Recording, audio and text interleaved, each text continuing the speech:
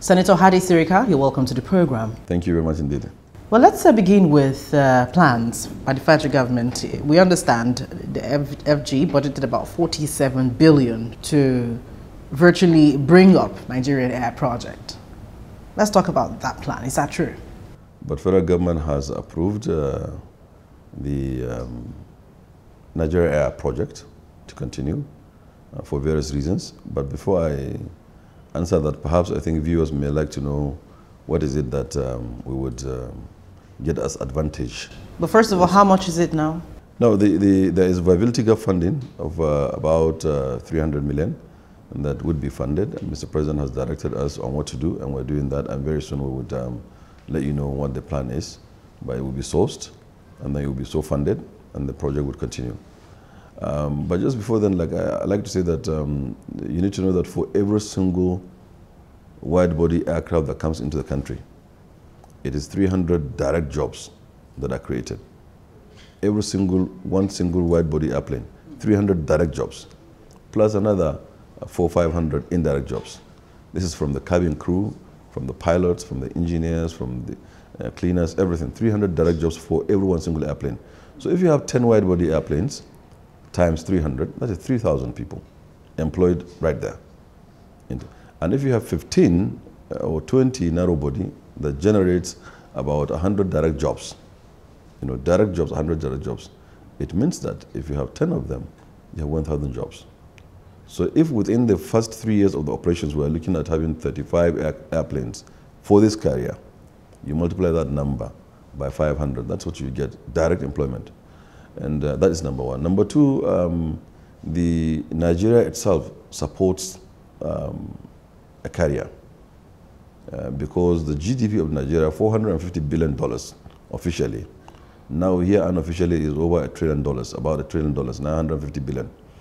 $1 trillion GDP is enough to create the quest and the need for a carrier because GDP is directly proportional to air transportation. And then there's increased propensity to fly by the middle class. There's also the population of Nigeria, 200 million people. The rate of return of investment in Nigeria is 34%, one of the best in the world, in fact the best in the world, 34%. The geography of Nigeria, God-given, we are right at the center of Africa, at the center of the world, equidistant from all locations, very good candidate for an air hub. So these and many more supports, a national carrier.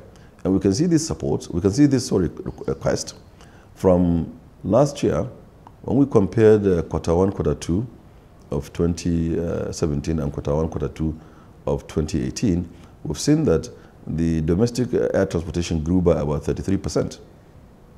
And the international grew by about 11%. And then the contribution in the Buhari administration from 2015 to 2019, the GDP contribution from aviation sector has grown from 0.4 to 0.6. And the intent is to keep it into the solid numbers, to contribute 2-3% of the GDP. And this is massive, this is a lot. And many more.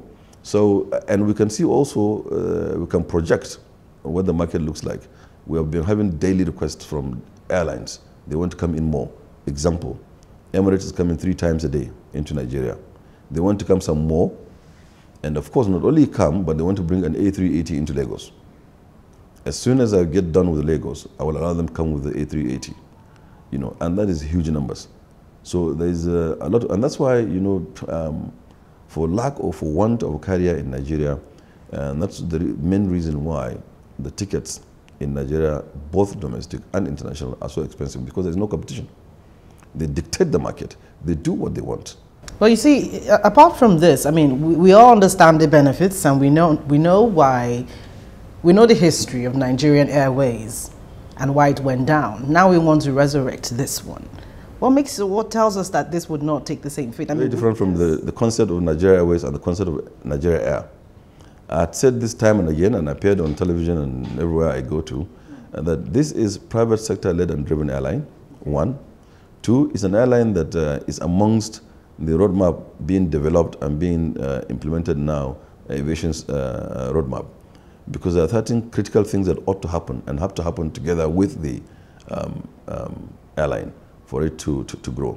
But the key thing there is that there shouldn't be, and there would not be, any government interference inside this business, yes. Because as the saying goes, government has no business in business.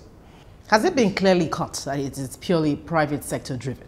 Of course. Why is private sector driven? Otherwise, you won't be expressing fears that there shouldn't be any government interference. No, there wouldn't be.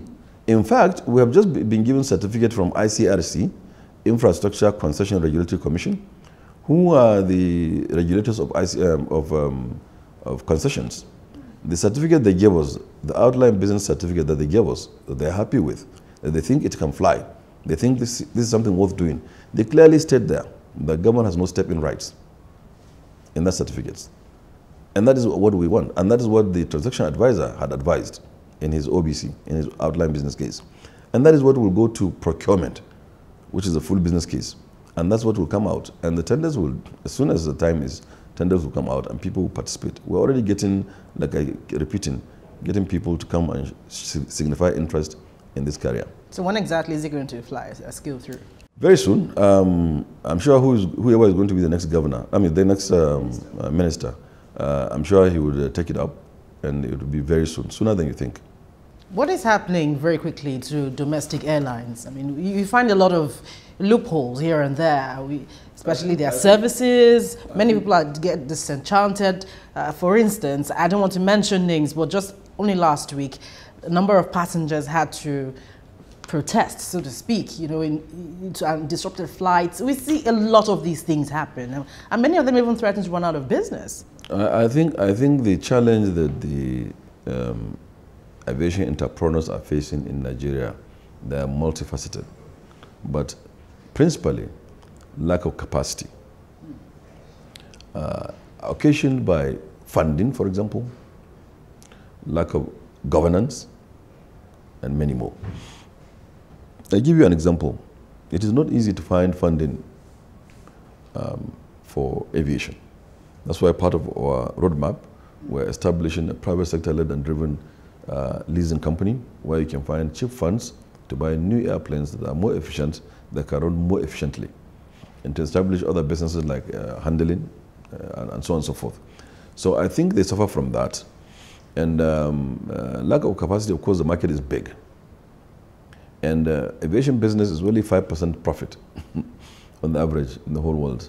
So if you operate inefficiently, inefficient airlines without good structure, you know, and then also lacking governance, then of course it's disaster. They will fail.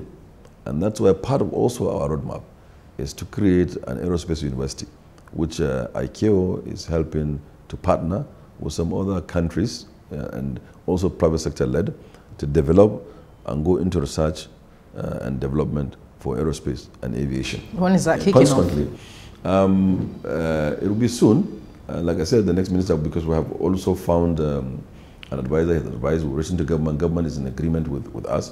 It will be established. So it will also be here in Abuja. That's one. Two, I think once there is availability of funds, people can be able to access. And that's the need also for the national carrier to be done right, so that all these challenges passengers are having will be a thing of the past. Because the carrier, since it is private sector led, it will be competitive, it will be of international standard, so that it will draw the public towards it. So that's what we're saying. This is quintessential to saving the image of Nigeria. We must thank you very much for your time, Senator Hadi Sirika, for coming on the program. Thank you very much indeed. Thank you. My pleasure.